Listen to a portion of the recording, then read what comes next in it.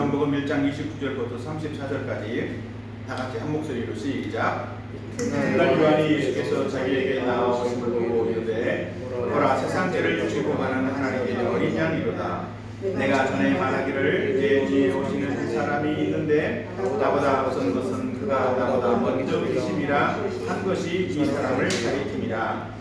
나도 그를 알지 못하였으나 내가 와서 물로 세례를 베푸는 것은 그를 이스라엘에 나타내려 함이라. 요한이 또 증거하여 이르되 내가 봄에 성령이 비둘기같이 하늘로부터 내려와서 그의 위에 떨어졌다.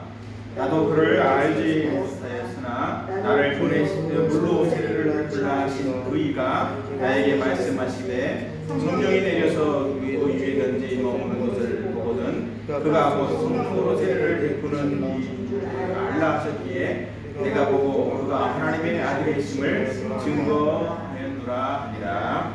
아멘. 오늘 이 내용을 통해서는 하나님의 어린 양이라고 하는 그런 제목으로 함께 말씀을 나눠봅니다. 특별히 이것은 이 오늘 본문은 세례 요한이 예수님에 대해서 소개하고 있는 내용들인데 이 오늘 내용을 통해서 세례 요한은 예수님을 어떻게 증거하고 있는지, 예수님을 어떤 분이라고 말씀하고 있는지, 예수님은 누구신지 그런 부분들을 함께 살펴보게 될 것입니다. 그러니까 지난주에는 어떤 내용을 들었죠? 지난주 묵상 한번 해보죠. 지난주는 성육신의 비밀, 성육신에는 어떤 비밀이 있다고 그랬어요? 첫 번째로 성육신 하신 예수님은 누구이시다? 하나님이시다. 그렇죠? 두 번째로 성육신 하신 예수님을 통해서만 우리는 하나님을 볼 수 있다. 그런 내용을 함께 나누었습니다. 네, 오늘은 이제 계속해서 이제 이 성육신에 대한 관련된 어떤 연결되는 내용이기도 하지만 예수님이 하나님이시다. 우리는 예수님을 통해 하나님을 만날 수 있다, 볼 수 있다라고 하는 그 큰 어떤 맥락을 가지고 오늘도 이 말씀을 함께 들었으면 좋겠습니다. 그래서 하나님은 예수님은 하나님의 어린 양이시다라는 것들도 오늘 말씀을 통해서 함께 들으면서 예수님이 이 땅에서 어떤 일을 하시는가, 또 예수님을 우리는 어떻게 받아들여야 되는가 이런 부분들도 함께 살펴보는 시간이 되었으면 좋겠습니다. 특별히 오늘 이 본문에 보면 우리가 지난주에는 이제 14절까지의 18절 그 내용들을 잠깐 봤었는데 거기에 계속 이어져서 나오는 등장인물이 바로 세례 요한이라는 사람이에요. 세례 요한이라는 사람이 광야에서 예수님을 소개하는 그런 일들을 하고 있는데 약간 다르게 표현하면 광야에서 예수님을 전한 전도를 한 거예요. 소위 말해서.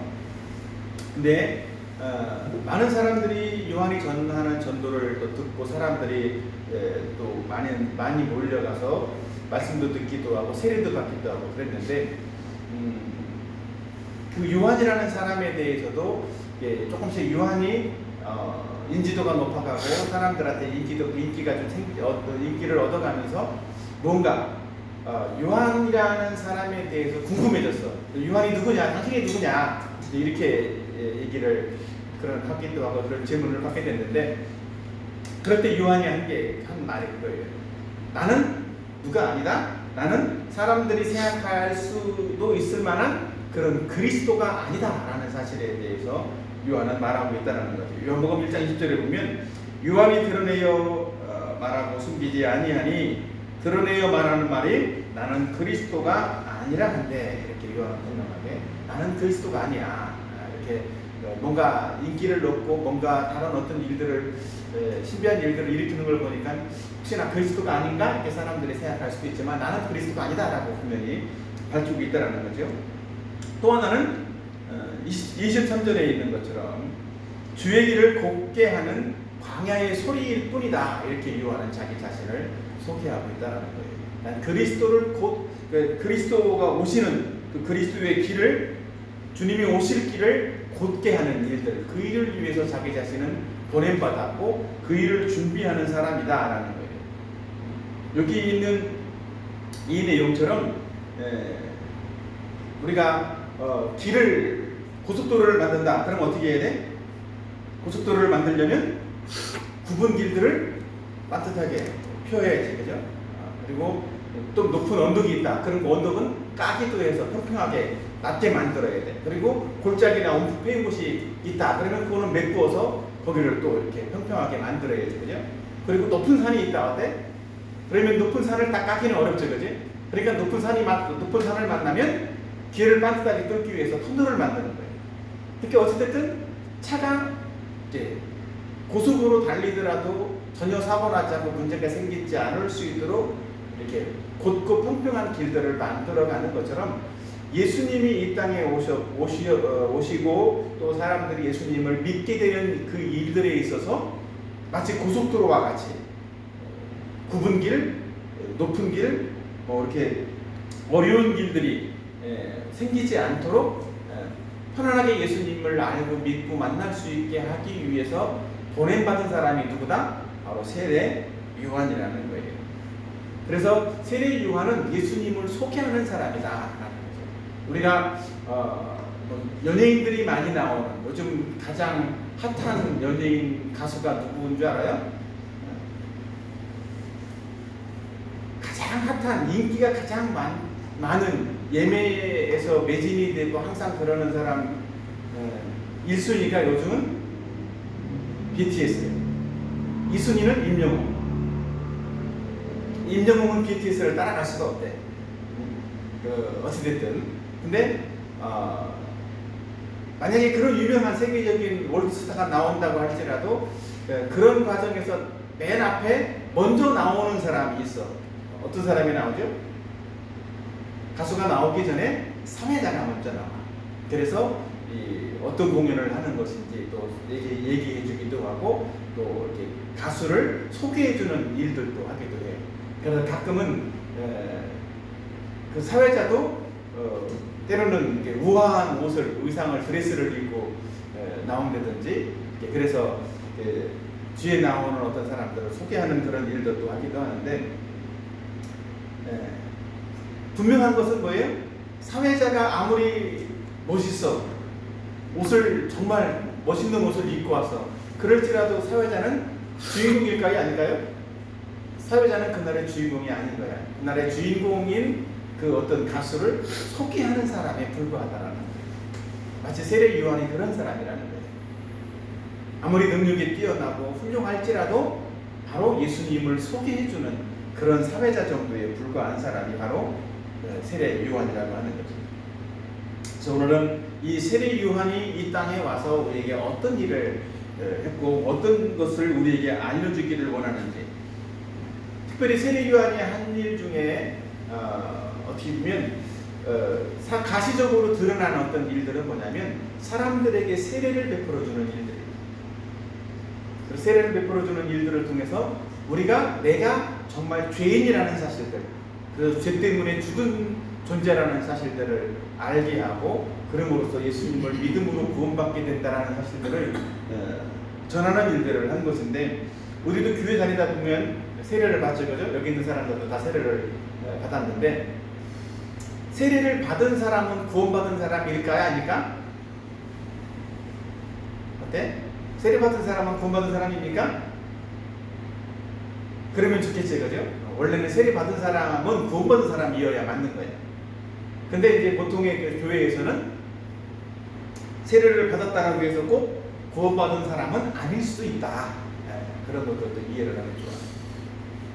왜냐하면 세례를 받을 때 뭔가 믿음에 대해서, 신앙에 대해서 질문도 하고 답도 하고 하지만 실제로는 많은 경우에 내가 그것을 지식으로 알고 나도 그런 믿음을 갖기를 원합니다 라고 동의를 하고 이제 그때부터 어떤 이제 신앙생활을 좀 해보자 이런 어떤 마음들을 가지고 또 학습도 하고 세례를 받는 경우들도 있기 때문에 그래요.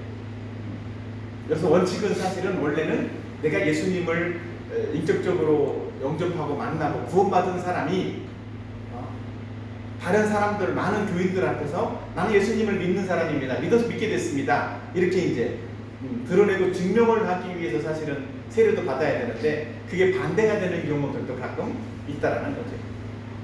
그래서 어쨌든 반대가 된 사람들은 어떻게 해야 돼? 세례를 받았으니까 나는 구원받은 사람이다 이렇게 착각을 하지 말고 이제 정말 예수님을 바르게 믿고 바르게 알기 위해서 성경도 배우고 힘쓰고 신앙생활을 해나가야 된단 말이죠. 어쨌든 오늘은 이제 요한이 소개하는 예수님에 대해서 같이 함께 살펴봄으로써 우리도 예수님을 바르게 믿는 어떤 그 기준, 그 길이 무엇인지를 함께 살펴보려고 합니다.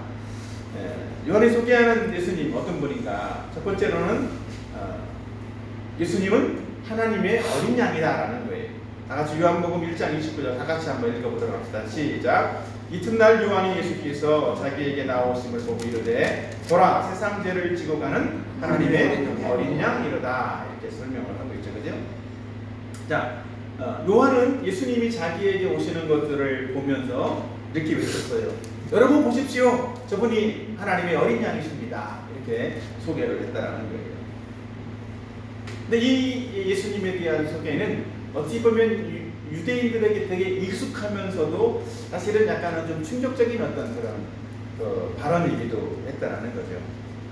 이것은 하나님의 어린 양이라고 하는 이 표현은 사실은 창세기에서부터 구약에서부터 수천 년 동안 예언되어지고 약속되어진 메시아가 오셨다라는 그런 내용이기 때문에, 그런 말이기 때문에 어떻게 보면 익숙하면서도 충격적인 그런 내용이라는 거예요. 근데 놀라운 사실들은 뭐냐면 지금까지도 유대인들은 예수님이 메시아이다, 예수님이 그리스도다라는 사실들을 다 믿고 있을까요? 안 믿고 있을까요? 아직까지도 다 안 믿고 있다라고. 아직도 예수님 메시아가 오지 않았어 라고 생각하는 사람들이 많다라는 거예요. 근데 세례 요한은 분명하게 증거했다고. 예수님은 하나님의 어린 양이다. 이 말은 예수님만이 유일한 구원의 방법이다, 예수님만이 그리스도이다 라는 사실들을 증거하는 거예요. 특별히 구약시대의 어린 양은 어떤 의미가 있죠? 어린 양, 구약시대의 어린 양은 어떤 역할을 했어? 출애굽기에는 그 어린 양이 출애굽기 할 때 어린 양을 잡아서 그 피를 문설주에 바르는 집마다 죽음의 사자가 넘어가서 그 집에 사는 사람은 아무도 죽지 않았어요. 그래서 그때부터 유월절이 생긴 거야. 그래서 이스라엘한테는 그렇게 이제 구원받은 중요한 어떤 생명이 살아나고 구원받은 이 사실들을 기억하는 중요한 절기로 유월절을 지키고 있는 거예요. 지금까지도. 뿐만 아니라 그 뒤에 이어서 유월절 이후에 출애굽을 해서 광야 생활을 하면서부터 율법을 하나님께로부터 율법을 받고 어떤 것들을 율법적인 행위들을 해올 때마다 했던 일들이 뭐냐면 어린 양을 잡아서 속죄해 제사를 드리는 거예요. 죄사함의 제사를 드리는 거다. 그러니까 살아있는 양을 잡아서 죽이고 그거를 불살라서 하나님께 드리는 그런 일들을 했다라는 거죠. 근데 그 죽이기 이전에 나의 죄를 그 어린 양에게 전가를 하는 거예요.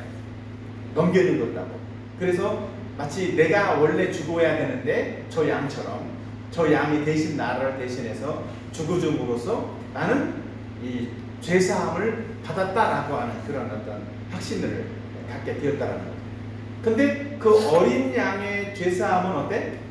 우리가 죄를 지을 때마다 매번 반복해서 매해년마다 동일하게 반복해서 제사를 드려야 되는 그런 어떤 일회성 그런 거에 불과하다라는 거예요.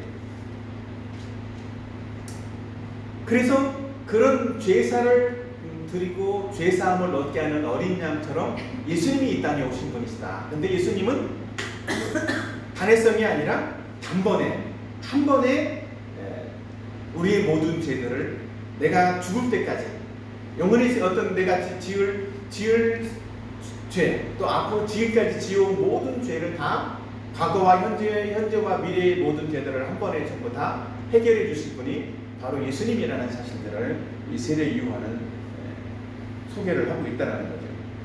그래서 바로 세례 요한이 예수님을 하나님의 어린 양이라고 소개한 이 중요한 이유는 바로 그런 거예요. 바로 예수님만이 우리를 구원하는 구원자이다 라는 사실에 대해서 분명히 말씀하고 있는 거라고. 그래서 예수님을 통해서만 우리는 구원받을 수 있다. 그리고 둘째로는 예수님은 유일하게 우리를 구원하는 하나님의 구원 계획이다. 이런 의미로도 소개하고 있는 거예요. 그렇기 때문에 우리는 예수님을 통해서만 분명하게 구원받는 그런 사람들이 될 수 있다는 거죠. 왜 꼭 예수님이어야 될까? 인간의 죄를 대속하기 위해서 죄가 하나도 없는 사람이어야만 죄를 대속할 수 있다고 그랬죠. 그죠? 그렇기 때문에 그 어린 양, 정결한, 순결한 어린 양을 잡아서 하나님께 제사를 드렸던 것처럼 죄 없는 예수님을 통해서, 예수님의 죽음을 통해서만 우리는 죄사함을 받을 수가 있다는 거예요. 이 사실들을 우리에게 좀 적용을 한번 해봤으면 좋겠어요. 세상 죄를 지고 가는 하나님의 어린 양이다라는 의미가 바로 우리에게는 어떤 의미가 있는가?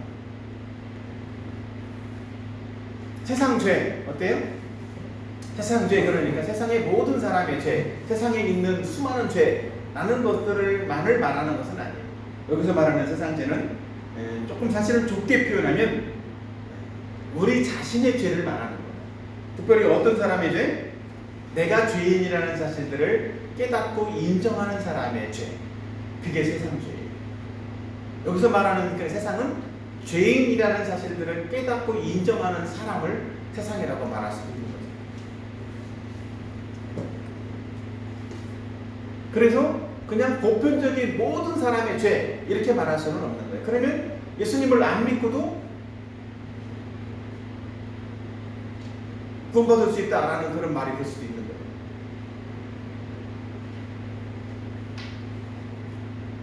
거예요. 물론 큰 의미에는 인류의 죄를 다 예수님이 담당했다라고 하는 의미도 가지고 있지만 실질적으로는 그렇게 내가 죄인임을 인정하고 예수님을 믿겠다라고 하는 그 사람들의 죄를 의미하는 것이다라는 거죠. 그렇죠?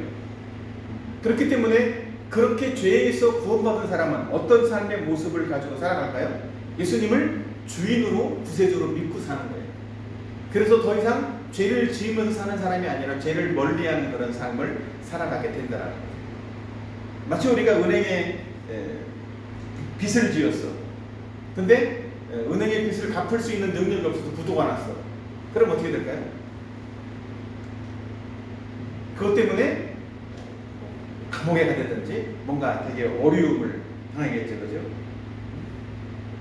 그리고 뭔가 또 내가 정말 부도가 나가지고 정말 사채까지 끌었었는데 더 어려움이 닥쳤어. 사채는 정말 이렇게 매일매일 이자에 이자를 복리를 계속 내야 되는 일이기 때문에 조금만 시간이 지나면 내가 원래 빌렸던 원금보다 훨씬 더 많은 이자를 갚아야 될 수 있는 게 사채란 말이에요. 그러면 시간이 지날수록 갚을 수 있는 능력이 더 있어 없어요? 더 없어진단 말이에요. 그럴 때 어떻게 해야 돼?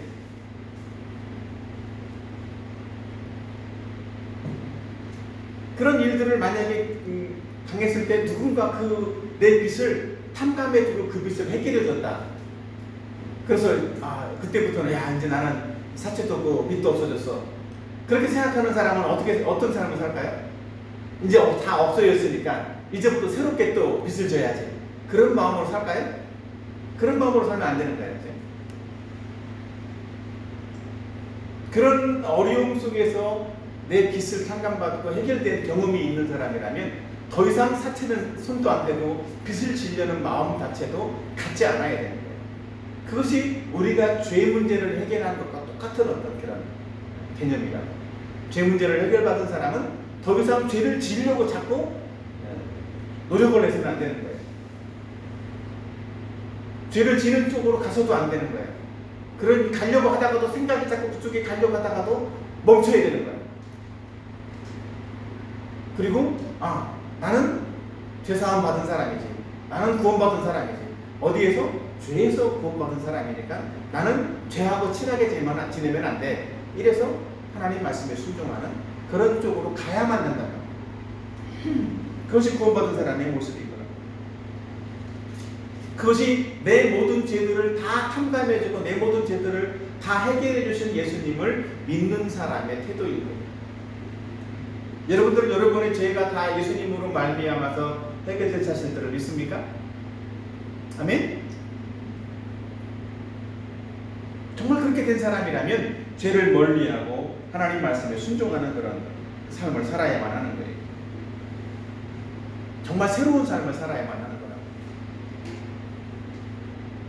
만약에 새로운 삶을 못 사는 사람이라면 어떨까? 그런 사람은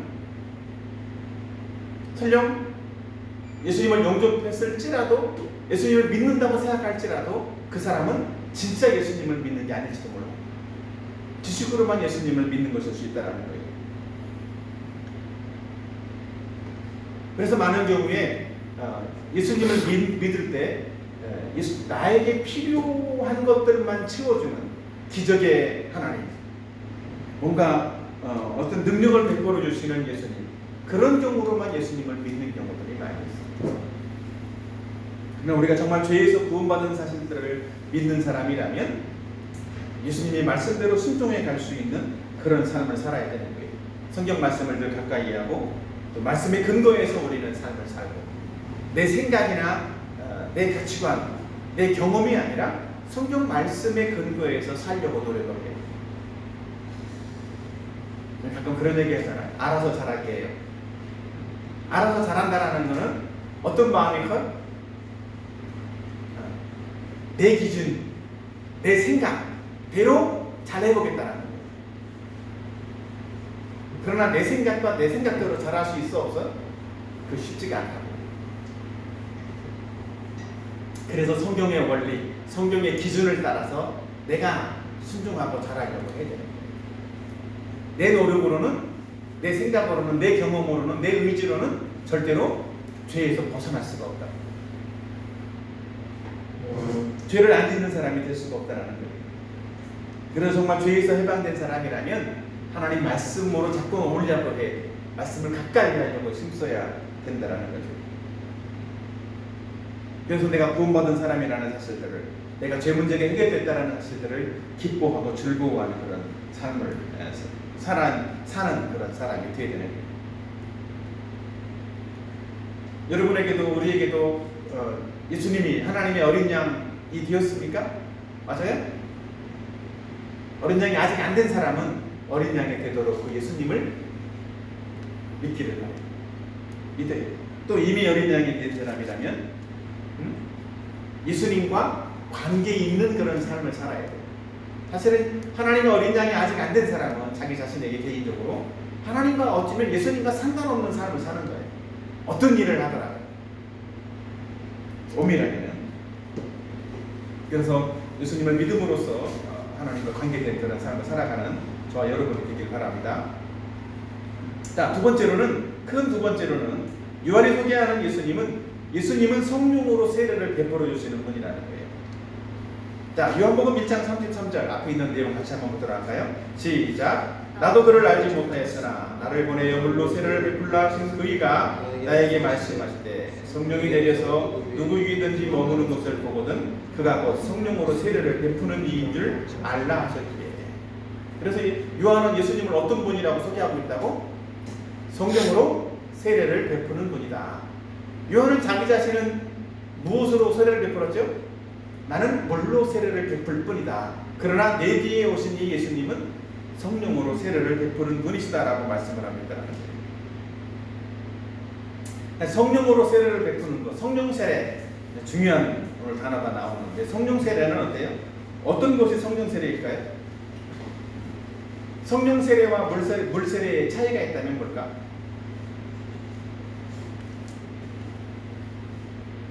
물 세례는 물로 베풀어 주는 거죠. 뭔가 인정을 해주는 것이기 때문에 자기 자신을 보게 하는 것이기도 한단 말이에요. 물 세례와 성령 세례의 중요한 차이는 뭐냐면, 성령 세례는 성령에 의해서, 성령의 역사에 의해서 이루어진 세례일 거예요.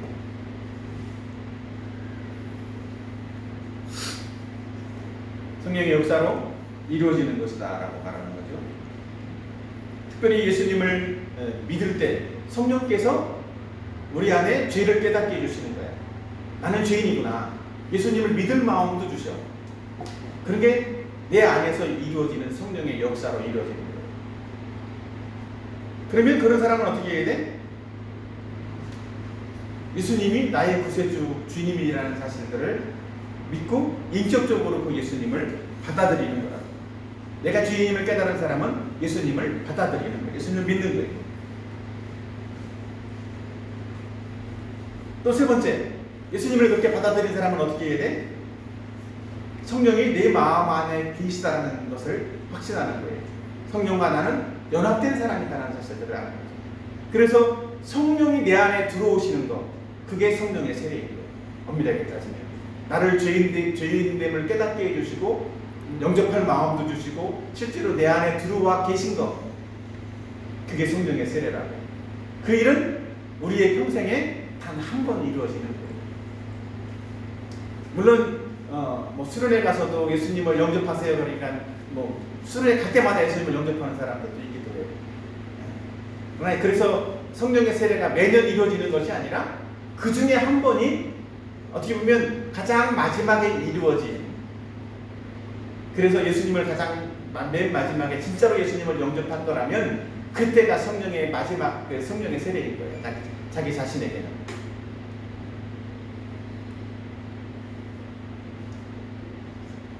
그래서 성령의 세례는 모든 사람에게 평생에 단 한 번 주어지는 세례이다. 그리고 성령의 세례를 통해서 성령께서는 우리 안에 들어오시고 그리고 임마누엘로 영원히 우리와 함께 하시는 분으로 우리를 떠나지 않고 우리 안에 계신다라는 거죠. 그래서 예수님을 영접한 사람은 예수님의 영, 그분이 성령인데 성령이 어디에 계셔? 예수님이 어디에 계신가요? 예수님을 영접하면 그 마음속에 예수님이 계시는 거예요. 그래서 예수님은 우리 마음 안에 계시고 우리도 예수님 안에 거하는 그런 사람이 되는 거죠. 그래서 예수님을 영접한 사람은 예수님과 그렇게 깊은 어떤 연합의 관계를 이루어가는 걸 말하는 거예요.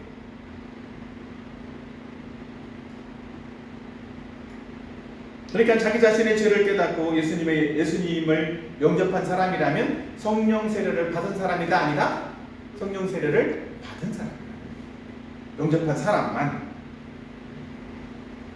그리고 특별히 성령 세례는 반복해서 이루어지는 것은 아니다. 반복해서 이루어지는 것이 있어. 그것이 뭐냐면 성령의 충만함이라는 거예요.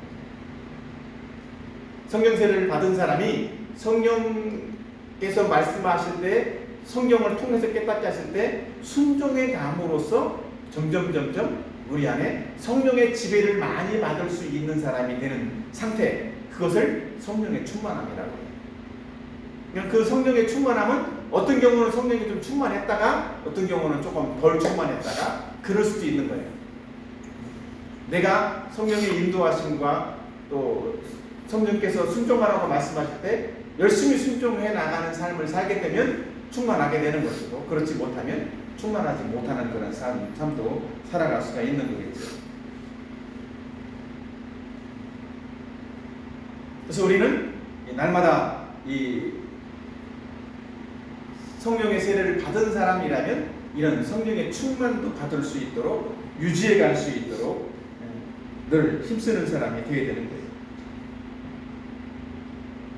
성령 충만을 위해서. 물론 이 성령을 받지도 않은 사람이 성령 충만하는 것은 가능할까 불가능할까? 그거는 불가능하다고 해요. 먼저 성령을 받는 것이 먼저예요. 그 다음에 성령 충만합니다. 우리가 하나님의 자녀가 되어야만 하나님의 자녀다운 삶을 살 수 있는 것처럼 성령을 받아야만 성령 충만한 그런 삶을 살아갈 수 있게 된다는 거죠. 그러니까 성령 받은 사람이 성령 세례를 받은 사람이 성령의 그래서 인도함을 받게 되는 거예요. 성령이 우리를 인도하시면 우리는 하나님이 기뻐하는 쪽으로 하나님이 원하시는 삶을 살아갈 수가 있게 되는 거라고요. 그리고 그런 사람이 결국은 어떤 열매를 맺어가? 내가 전에도 설교 때 했던 것처럼 성령의 열매를 맺어가는 사람이 되는 거예요. 9가지 성령의 열매. 실제의 삶 속에서 열매를 맺는 삶을 살아가는 거예요. 우리의 인격도 성품도 바뀌어져. 예수님을 안 믿는 사람들은 그런 얘기를 해. 사람의 인성은 참 안 바뀐다, 변하지 않는다, 그런 얘기를 하거든. 근데 예수님을 믿는 사람은 그 사람의 인성도 성품도 누가 변화시켜줘? 하나님이 변화시켜준다고. 성령께서 변화시켜준다고. 그게 우리의 삶 속에서, 성품 속에서 맺어지는 열매라는 거야. 성령의 열매들. 성품의 열매이기도 하고 행동의 열매이기도 한 거예요. 그래서 우리는 그렇게 되기 위해서 말씀과 기도로 늘 하나님께 순종해가는 그런 삶을 살아야 되고, 또 성령 충만한 그런 삶을 살아야만 하는 거예요. 그래서 성령이 우리 안에 계시고, 성령 세례를 통해서 성령이 우리 안에 계시고 성령이 충만한데, 우리는 실제 삶 속에서 변화가 일어나는 그런 사람이 되는 거예요.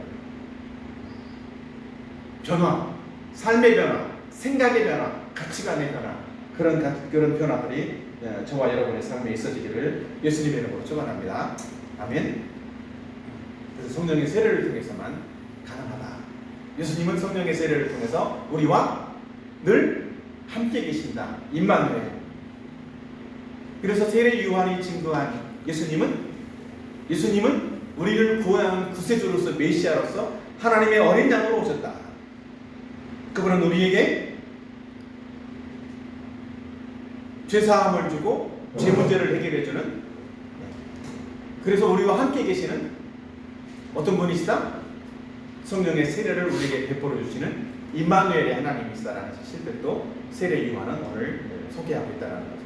이 세례 요한의 소개가 우리에게도 오늘날 전해져서 우리가 예수님을 믿게 된 것인데, 이런 믿음을 우리가 계속 지속해서 발전시켜 나가고 있으면 좋겠고, 이런 믿음으로 우리도 살아나가서 정말 우리의 인생 속에서 예수님이 기뻐하는 그런 삶을 살고, 또 다른 사람에게도 내가 믿는 예수님을 소개할 수 있는 그런 삶이 되기를 예수님의 이름으로 축복합니다. 아멘.